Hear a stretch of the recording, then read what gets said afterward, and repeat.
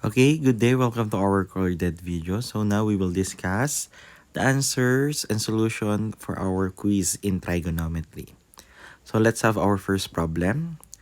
A circle has an equation of x squared plus y squared minus 6x plus 8y minus 39 is equal to 0. Find the arc length S in meters subtended by a central angle of 22.5.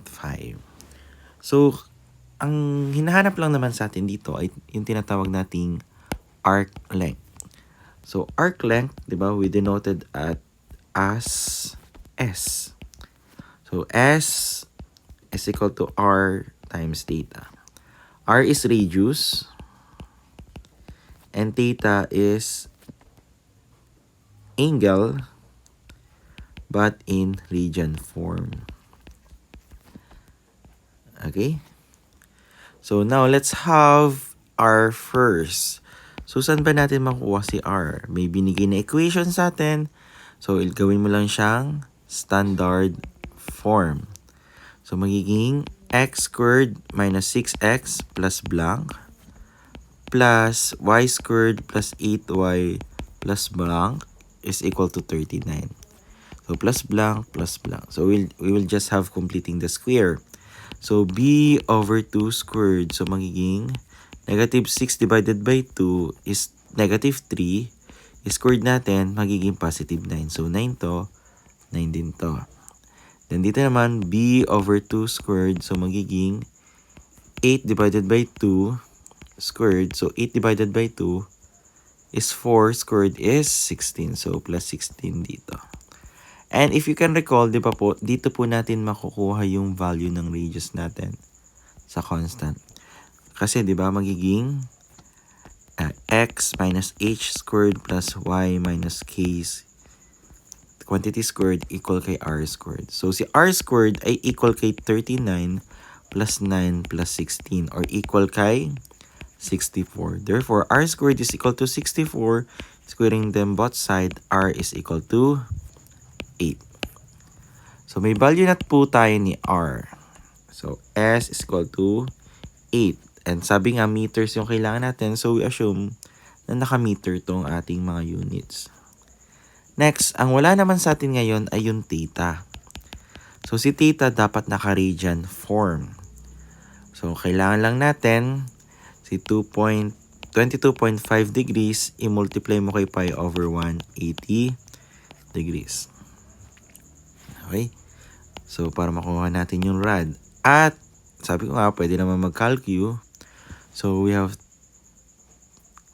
22.5 divided by 180. So, we will have 0.125. 0.125 pi rad. Or, in fraction form, di ba equal to kay 1 over 8 pi rad. So, we can have this, kung wala kayong calculator, 1 over 8 pi. So, unitless naman ang rad. So, mangyayari, we will just multiply. So, makakaroon tayo na cancellation. So, ang S lang ang natin ay equal kay pi meters. Okay? So, therefore, our answer for number 1 is letter A. Next, second problem. Find the length of the minute hand of a clock. So, kung may clock tayo, di ba? Kung mapapansin mo yung clock natin, may minute hand yan. So, kumbaga, yung radius ang hinahanap natin, which is travel 7 pi inch. So, possible yung hand na yan nag-travel daw ng 7.5 inch. So, halimbawa, ayan, yung ganito kalaki yung 7.5 inch. 7 pi over 3 inch. Okay? Then, syempre may radius pa din yan. At yung area sector niya daw ay equal kay 21 pi inch squared. So, we have two equation na kailangan dito. So, we have S is equal to R theta and A na equal kay 1/2 R squared theta. At ang hinahanap sa atin ay R. So, R ang unknown, R ang unknown. Okay? So, in mathematics and even in science, if we have two equation, diba? May equation 1 tayo, may equation 2 tayo. At kung mapapansin mo, wala namang binigay na theta. So, parang unknown lang din si theta. Diba? So, two unknown, two equation, two unknown, makukuha natin yung value na nila pareho. Makuha natin yung R, makuha natin theta. Pero in this problem, R lang naman ang kailangan.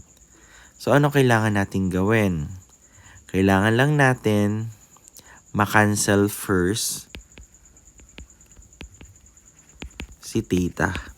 Diba? Paano natin maka-cancel yun? Diba ang S binigay sa atin? Ano ang S? Ito po yung S. Yan yung distance na yun.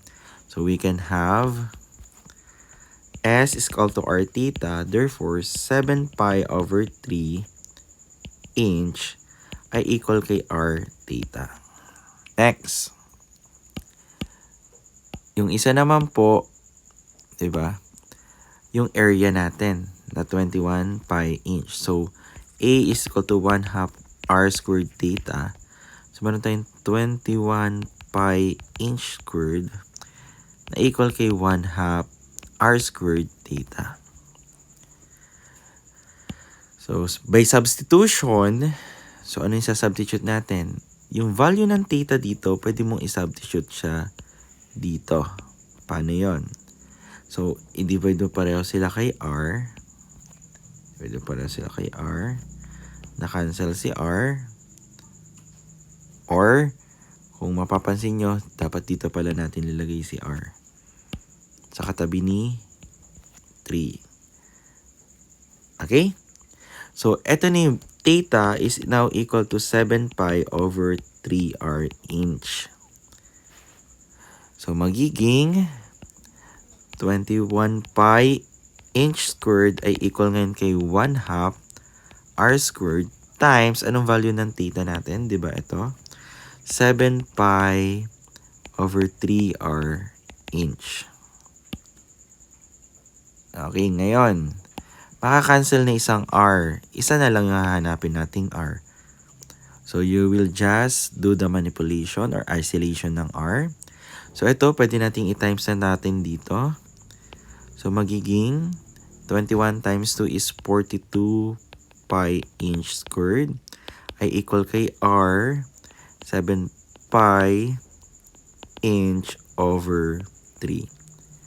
So, makaka-cancel na din po yung pi, no? Kasi pareho naman sila. Pag dinivide mo naman yung pi ng isa, equal na kay 1. Diba? Pi divided by pi, 1. And then yung 3, pwede din naman nating i-multiply na dito. So, nawala na siya dito. Rewriting our equation now. So, meron tayong 3 times 42 inch squared ay equal daw kay, ano yung mga natira dito? 7 inch times R.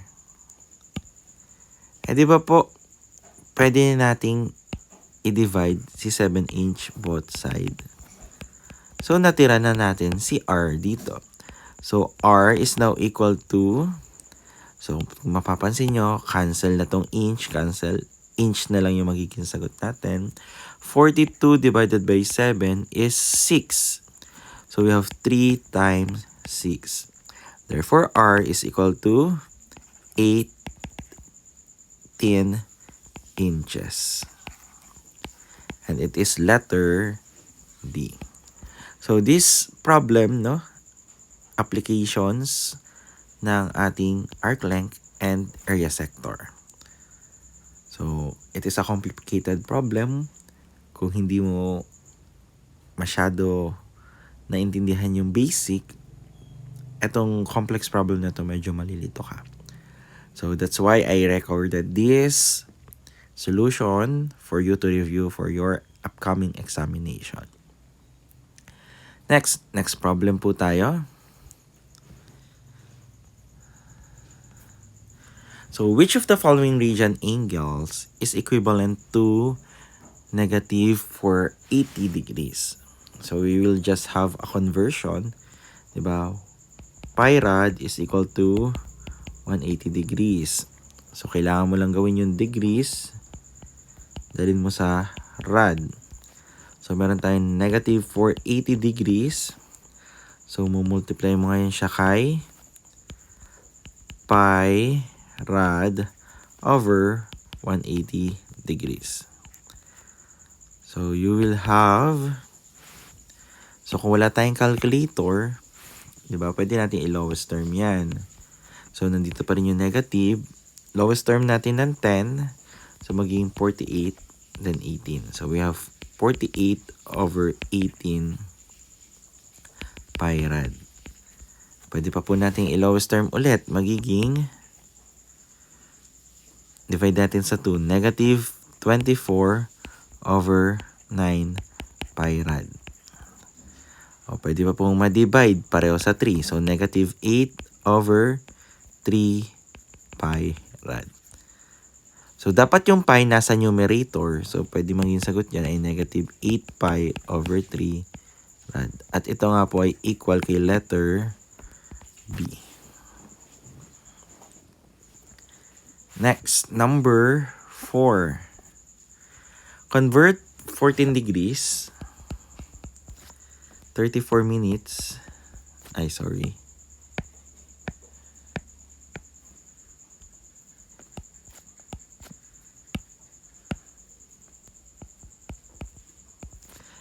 44 seconds to decimal. So if you can recall, we can have equal kay 14 degrees plus 34 times 1 minute plus 44 times 1 seconds. So equals lang ngayon kay plus 34. Ang 1 minute ay 1 over 60 degrees plus 44. Ang 1 seconds ay 1 over 3,600 degree. So using our calculator, so 34 divided by 60. So as advised, no, dapat 4 decimal pa rin. Meron tayong 14 degrees plus 0.0, walang 0. 0.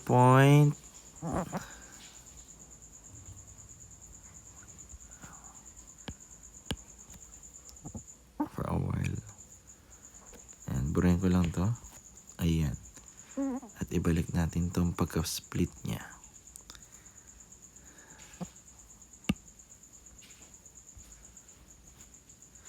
So, meron tayong 0.566. So, 7 degrees. Okay? Plus, ano yung natitira? 44 divided by 3,600. So, 0.0122.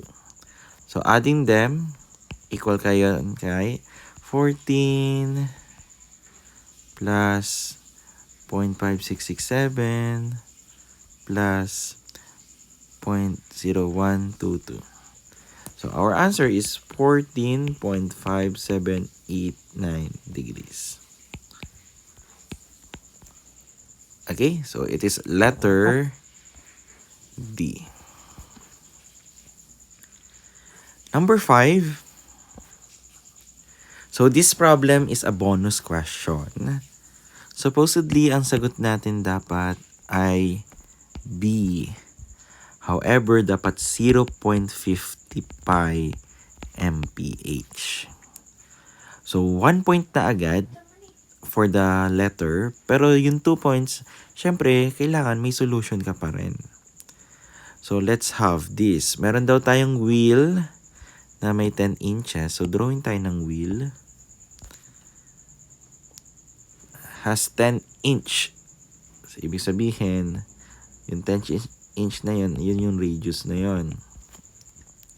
Rotating daw ng, so rotating, pag rotating, ito yung angular natin. So, 26.4 times per minute. Diba?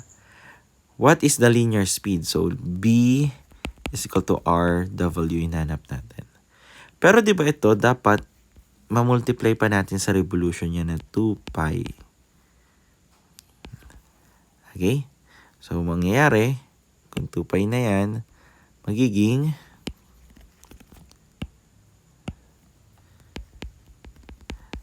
26.4 times 2 is equal kay 52.8 pi over meter.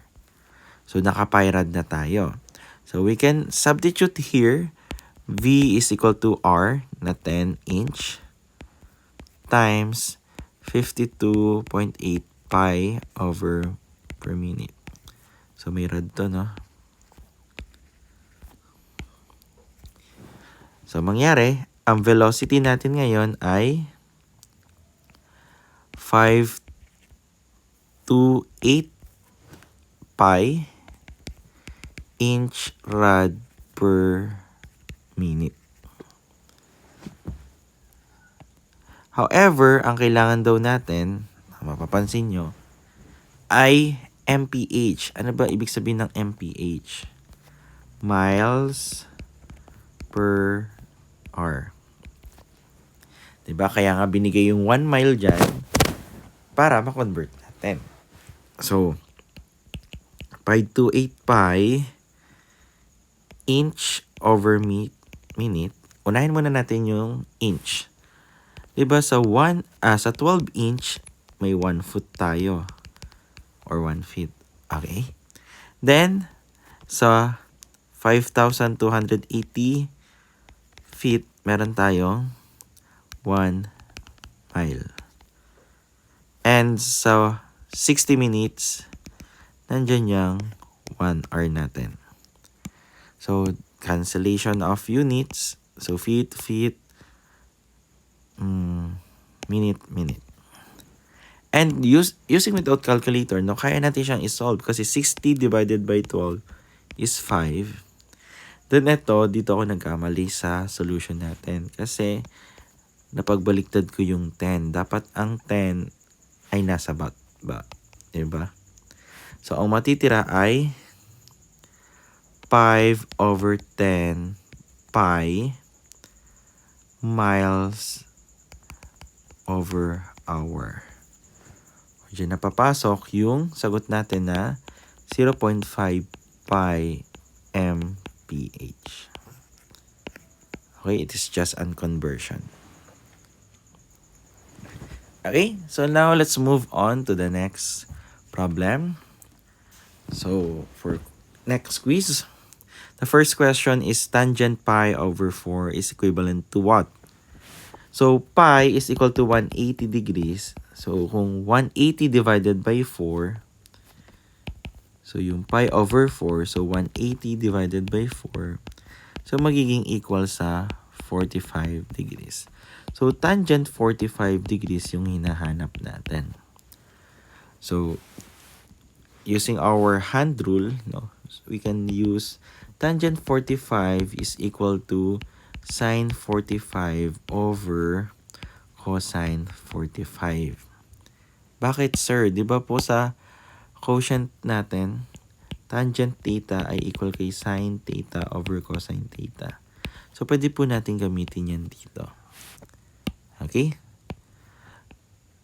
So, let's get the value of them. So, magiging, kung 45 nasa gitna sila, so square root of 2 over 2 divided by square root of 2 over 2. So, reciprocal mo lang, square root of 2 over 2 times, ito yung marireciprocal mo, 2 over square root of 2, di ba? Mangyari, cancel to, 1, cancel to, 1. Therefore, tangent 45 ay equal kay 1. Letter B. Next. With the given figure, x is equal to, so using the SOHCAHTOA, diba? So ito yung angle natin, Kung mapapansin mo naman, wala tayong opposite side. So, wag na natin gamitin yung may mga opposite. So, we can have the cosine theta na equal kay adjacent over hypotenuse. At kung mapapansin nyo po, cosine 30 degrees ay equal kay ang adjacent natin, yung x, divided by hypotenuse, yung pinakamahabang side, which is 4. Therefore, x is equal to 4 cosine theta, 30 degrees. So, let's find the value of 30 degrees. Cosine 30 degrees. So, using our hand rule, diba? 1, 2, 3, 4, 5, 90, 60, 45, 30, and 0 degrees. Ang nasa taas niya ay tatlo. 1, 2, 3. So, magiging square root of 3 over 2 yung equal niya. Eh, may 4 pa tayo. So, 4 divided by 2, makakancel naman yun. So, may equal pala sa 2. So, x will be 2 square root of 3. Therefore, letter B. Okay? Number 8. So, you are hiking and come to the cliff at the edge of a ravine. In the distance, you can see a campsite. So, ito daw yung cliff. Nasa taas ka daw niyan. At nakikita mo daw yung distance niya sa campsite. Ito yung campsite niya. At the base of the cliff, on other side of the ravine. You know that the distance across the ravine is 500 meters. So, 500 meters daw yun nandito.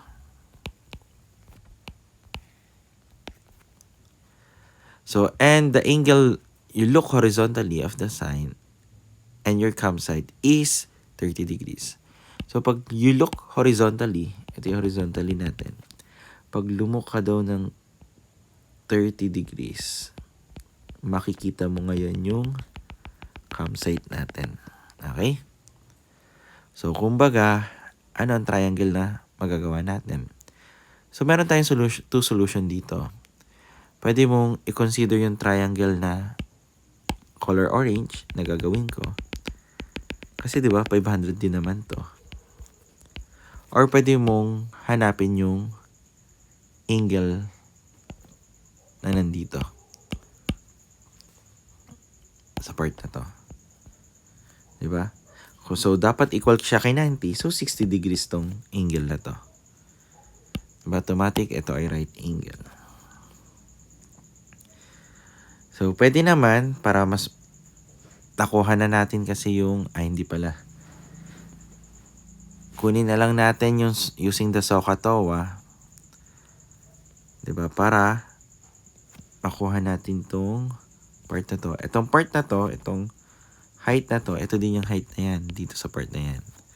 So, drawing lang natin yung triangle natin. Pwedeng ganito. Ito yung height. Ito yung 30. Tapos ito yung 500. So kung SOHCAHTOA, TOA ang gagamitin natin. So, tangent theta for a while.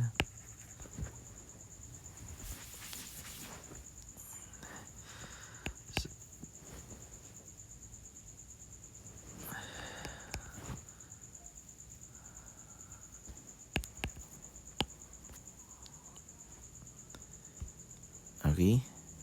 So, tangent theta is equal to opposite over adjacent. So, tangent 30 degrees ay equal kay h over 500.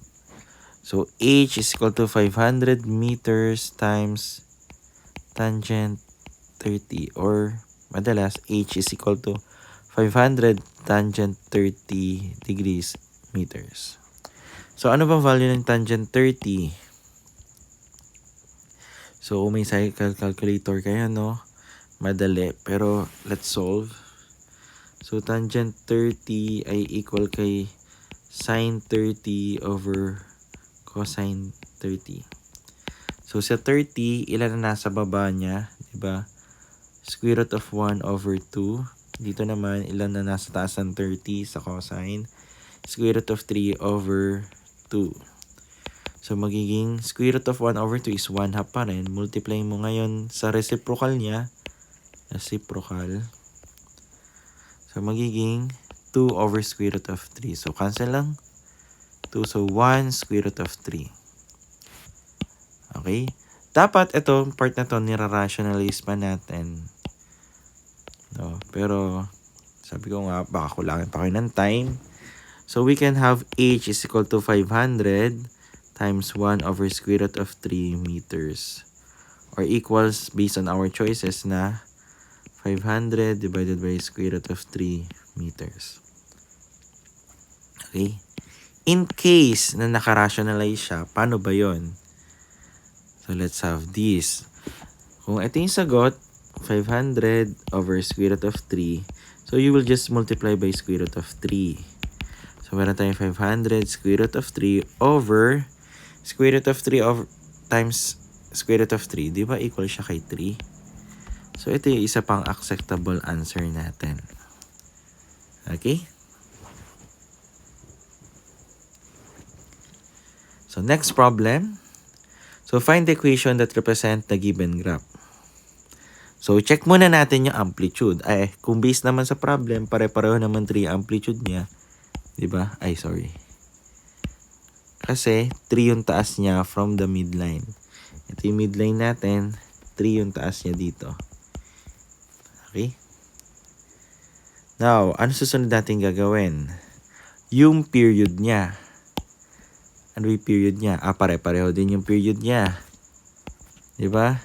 Na equal kay 2 pi. Kasi yung period ay 2 pi over b. 1 lahat ng b nila.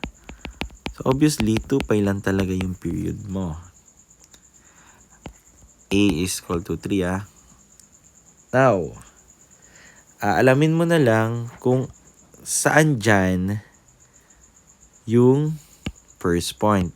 Obviously, kunin mong point na una, itong origin. X is equal to 0.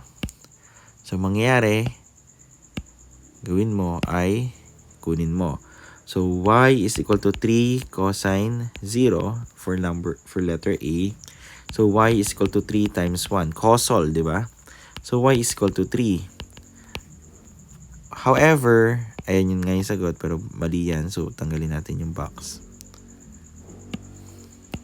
Bakit? Nasa 3 ba yung y niya? Dapat nandito yan. Nasa 0, 0. So, mali agad yung A. Mali agad din yung B. Bakit? Magiging negative lang kasi yung sagot mo dyan. Times 0, ay times 1. So, y is equal to negative 3. So, mamimili ka na kay C or D. So, try natin. So, automatic, ang sign 0, 0 talaga. So, nasunod natin itong first point. Ang susunod natin point, ito, di ba? Pag pi over 2. Pi over 2 ay equal kay 90. So, y is equal to negative 3 sine 90. So, y is equal to negative 3 times 1. So, still, negative 3 pa rin siya. So, therefore, pasok naman na siya. Ito yung negative 3 natin na yon. So, ang sagot natin ay letter C. Okay? Again, no 1 to. Ayusin lang natin. Next problem. So, tinitignan ko lang kung marunong kayo mag-graph. So, di ba, ano ang ating A dito? Di ba 2? Kasi y is equal to A sin bx. Next, ano ang period? So, 2 pi over absolute value ng b. Ano ba ang b? Di ba? X lang. So, 2 pi din. So, almost similar siya neto. No? Mahahati natin to sa 1 over 2 pi. Sa pi, 3 over 5 over 2. 3 pi over 2. And 2 pi. So, let's draw. Sorry. Gawin natin straight line.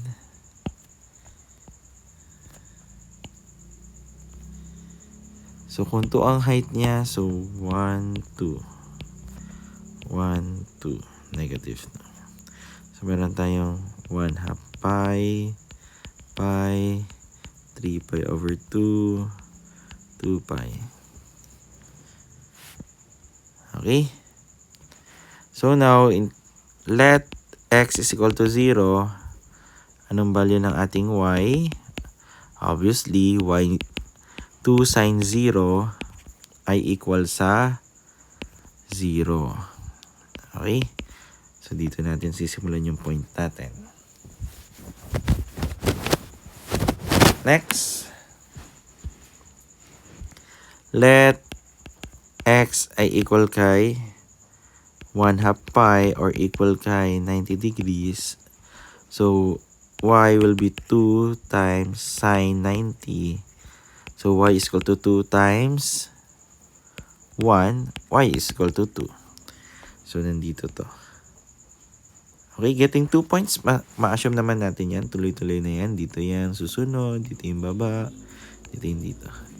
So, isang ganyan lang siya. Okay? So, baka hindi pantay. Sabihin nyo. Ayusin lang natin. Dapat pantay siya.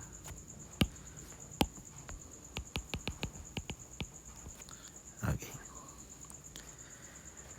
Next, last problem. Last quiz about identities.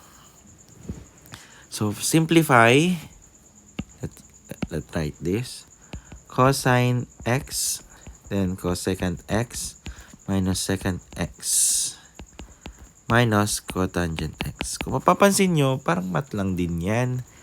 So, you need to distribute it first. So, magiging cosine x, cosecant x, minus cosine x times secant x, minus cotangent x.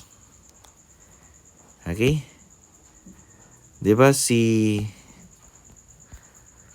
cosecant x ay reciprocal ng sin x natin. So, itong part na to, naging ganito. So, copy pa natin yung mga hindi pa natin nababago.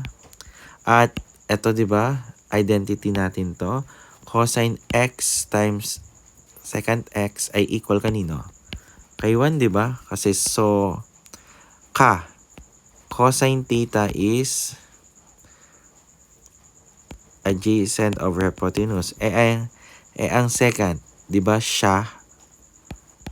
So, h over e. So, kaya equal siya sa 1. Then, minus cot x. Then, cosine x times 1 over sine x. Diba? Cosine x over sine x. Diba equal din yan kay cot x? Therefore, itong part na to, magiging equal na lang kay cot x. So, cot x minus 1 minus cot x. Canceling the cotangent x, ang natira na lang ay negative 1. Therefore, our answer is letter E.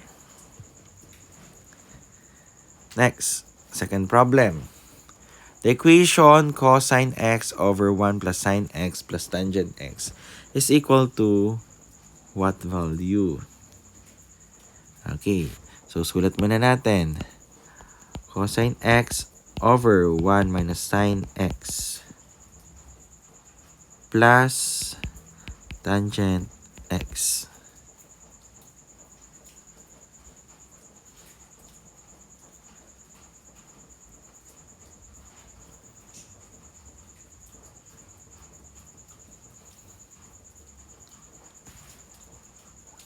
Okay, anong gagawin natin dito? Before we continue, double check ko muna yung problem. Paka-bonus pa rin to. So, punta muna tayo dito. Which of the following equation is not equivalent to cosine x?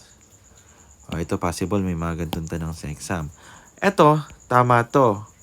Kasi 1 over secant x equal yan kay cosine x. So, mali na agad to sa problem. Sa choices. Ang tanong kasi not eh. Okay? Next. 1 over sine x, tama to.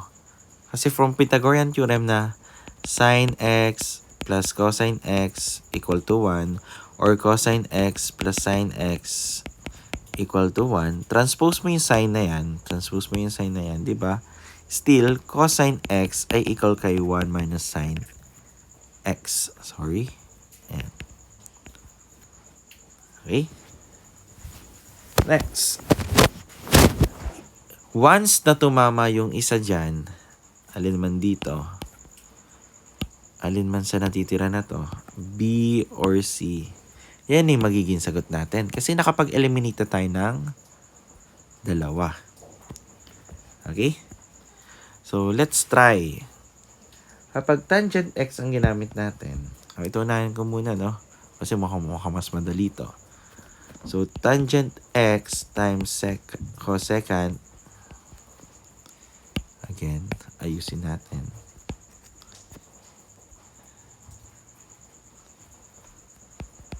Secant x minus sin x. You will just do the distribution.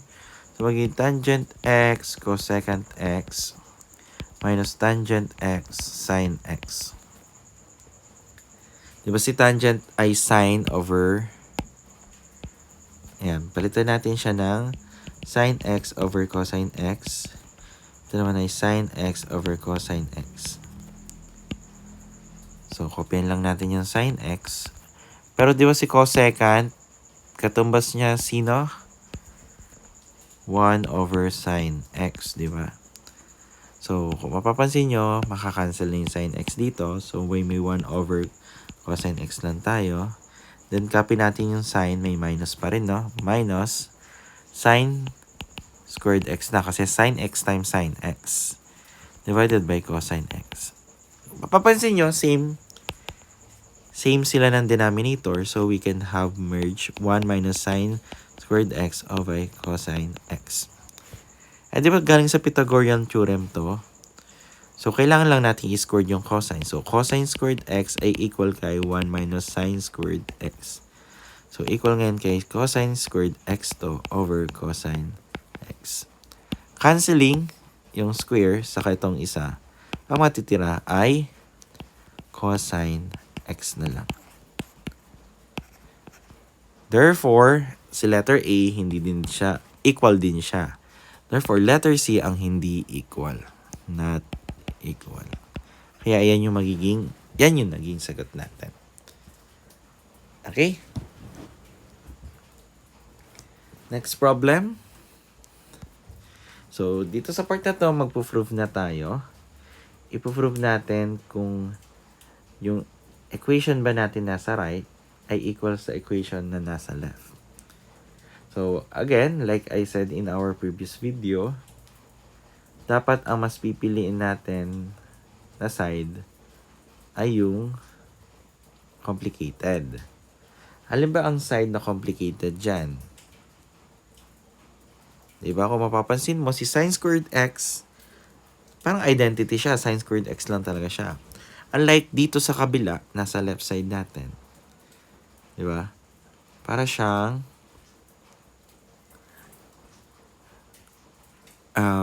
two binomial. Tama. Magkakaroon tayo ng Parrot's peak dito. Diba? Magkakaroon pa tayong distribution. So, para magiging trinomial siya, no? So, let's copy the problem para ma-visualize natin. So, 1 minus cosine x times 1 plus cosine x ay equal dapat to kay sine squared x. So, let's apply the basic distribution. So, 1 times 1, so 1. 1 times cosine x, so positive cosine x. Negative cosine x times 1 is negative cosine x. Then, negative cosine x times positive, so magiging negative cosine squared x. Okay? At kung mapapansin mo, dapat equal daw yan kay sine squared x. Okay. So, mapapansin din natin, makakancel to kasi cosine x minus cosine x ay 0. Ang natira lang ay 1 minus cosine squared x. equal to sine x. Diba? From this part, it is true. From Pythagorean theorem, diba? Cosine squared x plus sine squared x ay equal kay 1. Pero again itong side na to, yan pa rin yun nandito. Yan pa rin yan. Ito, na-simplify lang natin yan. Simplification. Okay? So, kapag minove mo daw tong cosine, sine squared x ay equal kay 1 minus cosine squared x. Therefore, ito ay equal kay sine squared x din. So, sine squared x is equal to sine squared x. So, ito yung magiging final answer. Na totoo mo talaga siyang na-prove na sila ay identity.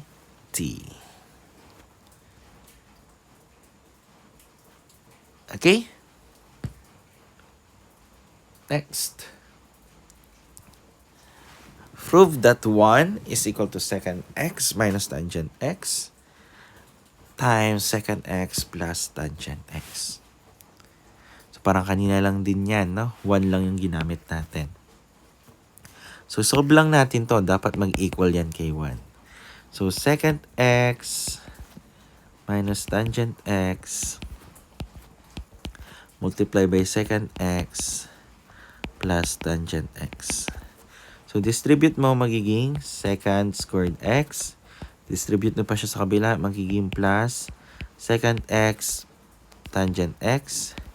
Dito naman minus secant x tangent x. Any of them can be sino mauna? Diba? Multiplication naman. Then ito ay minus tangent squared x. At makakancel nga ito. Ang natira ay secant squared x minus tangent squared x. So, kung mapapansin nyo, from Pythagorean theorem, ano Pythagorean theorem natin sa tangent? 1 plus tangent squared x ay secant squared x. So, transpose mo lang si tangent x. So, 1 is equal to secant x secant squared x minus tangent squared x. Ito yan. So, equal kay 1. Okay, so therefore 1 ay equal kay 1.